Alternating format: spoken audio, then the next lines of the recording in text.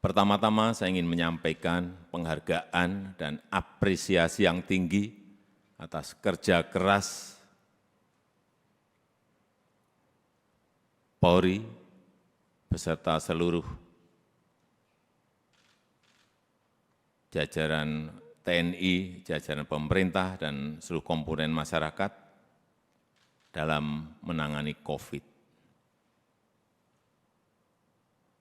Itu dilihat masyarakat, dan itu juga saya lihat dan saya rasakan. Kerja keras itu.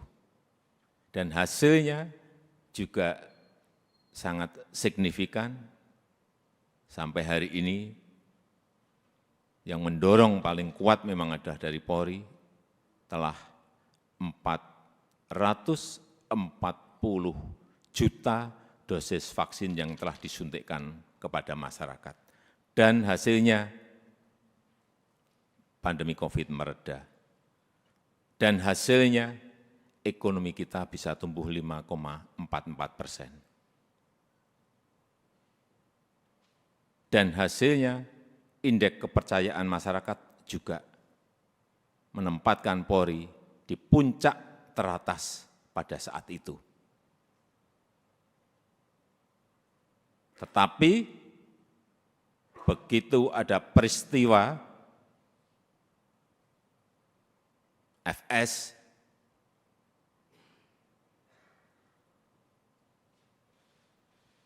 runyam semuanya dan jatuh ke angka yang paling rendah. Dulu dibandingkan institusi-institusi penegak hukum yang lain tertinggi, sekarang saudara-saudara harus tahu menjadi terendah. Ini yang harus dikembalikan lagi dengan kerja keras saudara-saudara sekalian. Di November itu masih 80,2, sangat tinggi sekali, bukan tinggi, sangat tinggi sekali. Sekarang kemarin Agustus berada di 54, jatuh, drop sangat rendah sekali. Itulah pekerjaan berat yang saudara-saudara harus kerjakan untuk mengembalikan kepercayaan masyarakat kepada Polri. Di tengah situasi yang juga tidak mendukung saat ini. Kita tahu semua negara sedang sulit, dunia sedang sulit, kita ini menahkodai negara ini juga menghadapi gelombang dan badai dari ekonomi global yang tidak gampang.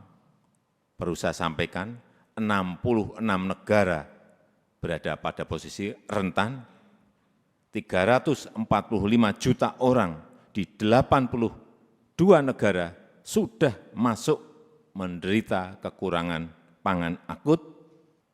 Ini yang semua Kapolda, Kapolres, pejabat utama Polri harus tahu. Keadaan situasi seperti ini harus ngerti, sehingga punya sense of crisis yang sama. Hati-hati dengan ini.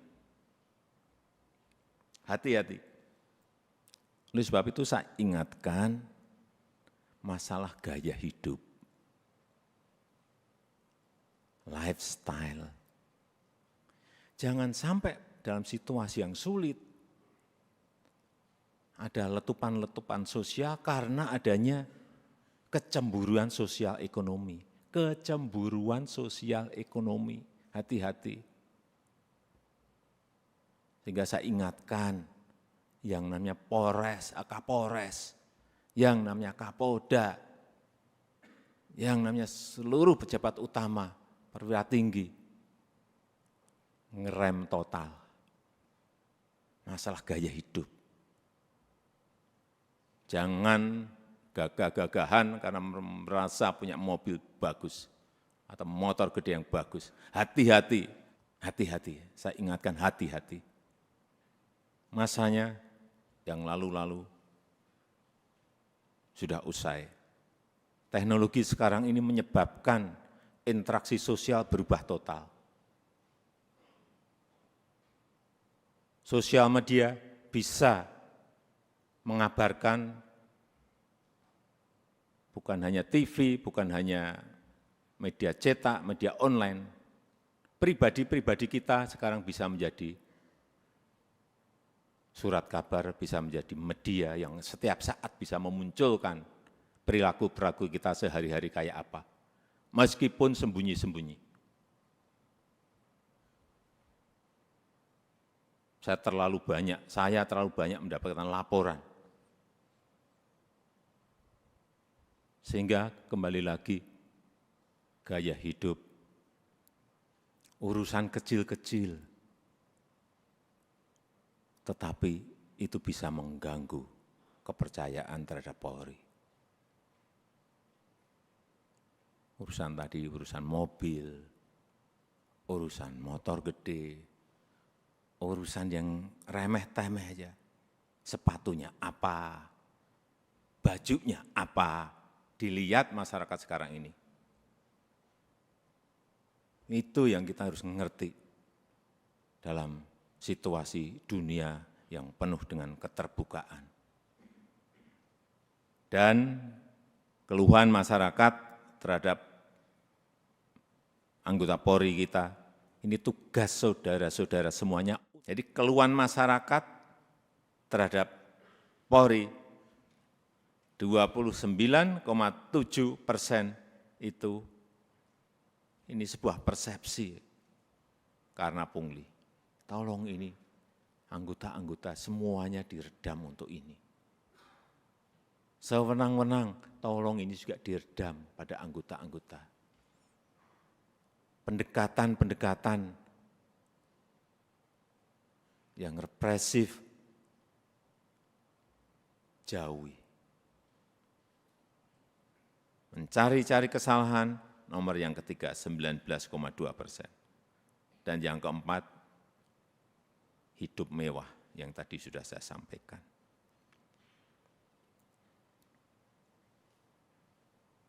Karena Bapak, Ibu, dan saudara-saudara sekalian, itu adalah aparat penegak hukum yang paling dekat dengan rakyat, paling dekat dengan masyarakat, dan paling sering berinteraksi dengan rakyat. Jadi ingatkan anggota-anggota, selalu di briefing anggota-anggota, seluruh anggota, dan ingatkan untuk hal-hal yang berkaitan dengan pelayanan masyarakat, ingatkan mereka. Jangan sampai karena tidak kecepatan kita, yang kedua, rasa aman dan nyaman masyarakat itu, ini masalah persepsi loh. Rasa aman dan nyaman masyarakat itu menjadi terkurangi atau hilang. Karena apapun, Polri adalah pengayom masyarakat. Hal-hal yang kecil-kecil, tolong betul-betul dilayani betul.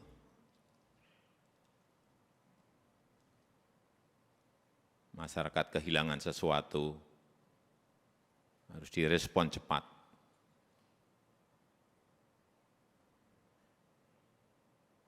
Sehingga rasa terayomi dan rasa aman itu menjadi ada. Yang ketiga, yang berkaitan dengan soliditas. Jangan sampai ini, hati-hati, ini sudah masuk tahun politik.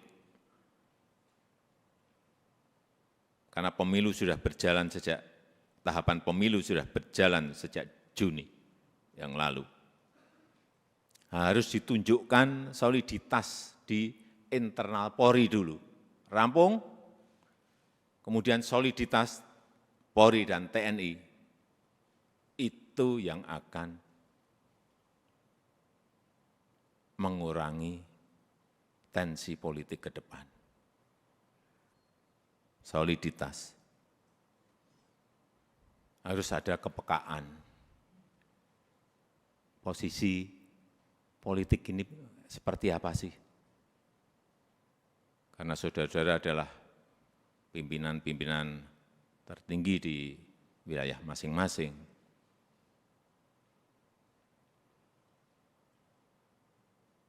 sense of politiknya juga harus ada. Tidak bermain politik, tetapi ngerti masalah politik, karena memang kita akan masuk dalam tahapan tahun politik. Kalau dilihat, kembali lagi, kalau dilihat Polri solid, kemudian bergandengan dengan TNI solid, saya memberikan bolak-balik, saya sampaikan, saya memberikan jaminan stabilitas keamanan kita, stabilitas politik kita pasti akan baik.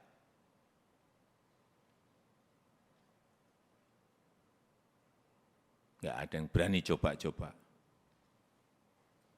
Kalau coba-coba ya tegas saja.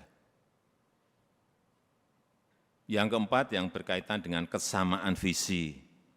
Saya kira yang berkaitan dengan kebijakan organisasi, jangan terkesan kita itu gamang. Sebagai pemimpin-pemimpin di wilayah, baik itu di provinsi, kabupaten, dan kota, jangan gamang, apalagi cari selamat. Yakin sesuai dengan prosedur, yakin sesuai dengan SOP, yakin sesuai dengan undang-undang, lakukan. Visi, presisi, Pak Kapolri, saya minta juga tidak usah jelimet-jelimet, tolong disederhanakan, sehingga yang di bawah itu mengerti apa yang harus dijalankan. Apa sih kalau disederhanakan? Ya tadi yang Kapolri sampaikan tadi. Polri sebagai pelindung, Polri sebagai pengayom, dan Polri sebagai pelayan masyarakat. Intinya akan ke sana. Presisinya itu apa? Jelasin sekali lagi, secara sederhana dan jelas. Sehingga gampang ditangkap visi itu. Yang kelima, yang berkaitan dengan penegakan hukum. Jangan sampai pemerintah dianggap lemah. Jangan sampai juga Polri dianggap lemah.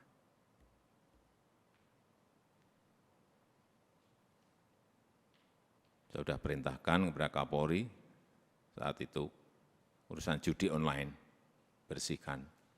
Ya udah.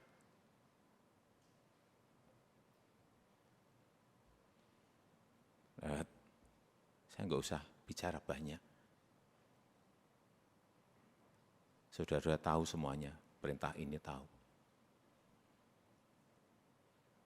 Dan penegakan hukum untuk yang berkaitan dengan narkoba. Ini yang akan nanti bisa mengangkat kembali kepercayaan masyarakat terhadap Polri. Dan kalau ada sebuah peristiwa, itu segera dirancang komunikasinya yang baik. Komunikasi publik itu penting banget. Jangan terlambat, jangan lamban. Sehingga yang muncul nanti kalau lambat, yang muncul isu-isu yang lain. Sekarang ini sekali lagi era sosial media, hitungannya detik, hitungannya menit. Sudah bukan hari lagi. Begitu ada sebuah peristiwa kecil, dan saudara-saudara menganggap ini kecil, sehingga tidak ditangani, dikomunikasikan dengan baik, dengan kecepatan, membesar menjadi sulit untuk kemudian diselesaikan lagi. Ini tidak berada pada posisi yang normal. Dunia sekarang ini.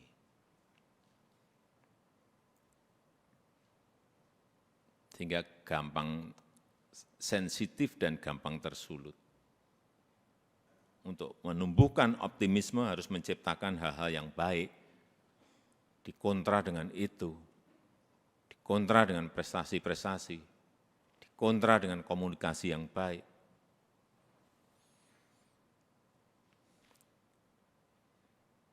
Saya rasa itu yang ingin saya sampaikan dalam kesempatan yang baik ini. Sekali lagi, saya sangat menghargai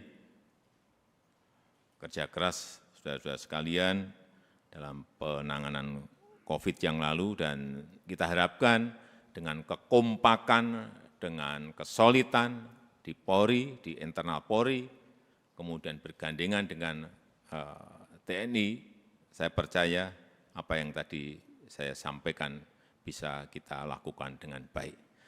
Saya tutup pertemuan pada sore hari ini